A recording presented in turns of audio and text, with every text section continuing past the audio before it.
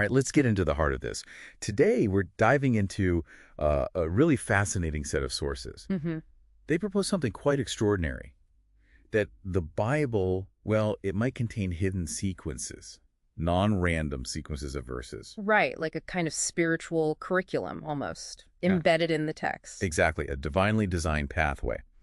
So our mission for this deep dive is to explore an interpretation, really. An exegetical analysis. Yes, of 7 specific verses that, when you look at them together, seem to form this coherent, purposeful journey.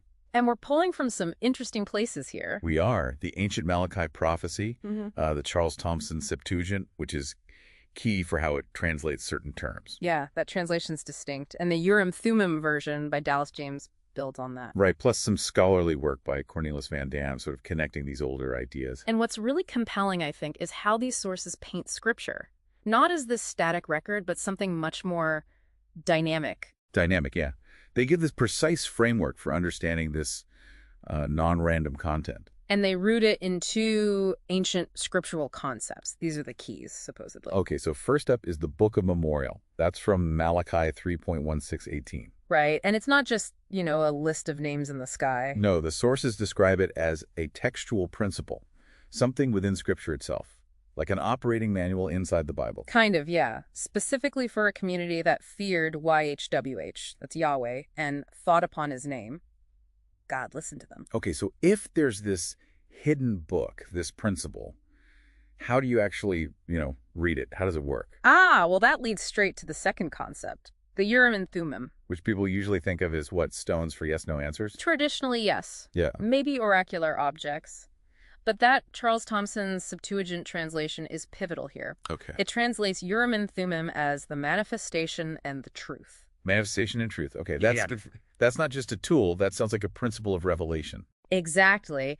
And the Urim Thummim version, the one by Dallas James, it pushes this even further. How so? It links the New Testament idea of mystery, these divine secrets, directly to the Urim and Thummim. It says, mystery is literally the hidden thing, and the Urim and Thummim is the key that unlocks it. Wow. So it's not just asking questions. It's about God revealing a pattern, a truth that's already in the text waiting to be seen. Precisely. The manifestation part. It's revealed, made manifest. Okay, this is getting interesting. So the Book of Memorial is what's hidden, this principle. And the Urim and Thummim, understood as manifestation and truth, is how it gets revealed. Right. So let's trace this out. Let's look at the 7 verses these sources highlight, see how they supposedly form this journey. Okay, let's do it. Stage 1, according to this framework, starts with the call to attention. That's Joel 2.1. Joel 2.1. Blow the ram's horn in Zion. That's pretty dramatic. It is. It's presented as this divine alarm clock, waking the soul up, getting the seeker ready, attuned. Okay, you've heard the alarm. Then what? Then comes stage 2, the command to separate. Micah 2.9. Micah 2.9. Arise and depart, because this is no place for you.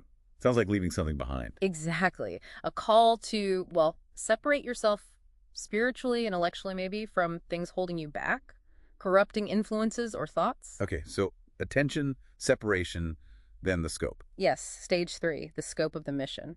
This one's from Jonah 3.3. Nineveh was an exceedingly great city of 3 days' journey. Nineveh, 3 days' journey. How does that fit? In this context, it represents the sheer vastness of the divine text, the Bible itself. And that 3-day journey signifies a complete process, transformation. It's a big undertaking. Right. Okay, so facing this huge task, you might feel overwhelmed. You might, which leads to stage 4, the promise of total inheritance, Deuteronomy 3.4. Deuteronomy 3.4. Yeah. We capture all his cities, 60 cities. That sounds like victory. It's presented as an assurance, a guarantee, really, that complete understanding, complete victory over the challenges is possible. Okay, so you have the scope, the promise, but how do you keep going? Sustenance. That's stage 5, the covenant of sustaining grace. Ezekiel 34.26. Ezekiel 34.26. Showers of blessing in its season. That feels like nourishment. Continuous spiritual nourishment, insight, given exactly when it's needed, so you don't falter. The season is key there. It's timely. Grace, okay. Then comes the actual how-to. Pretty much. Stage 6 is the method of spiritual ascent. This is 2 Peter 1.5. 2 Peter 1.5. Add to your faith virtue, and to virtue knowledge, and to brotherly love, love.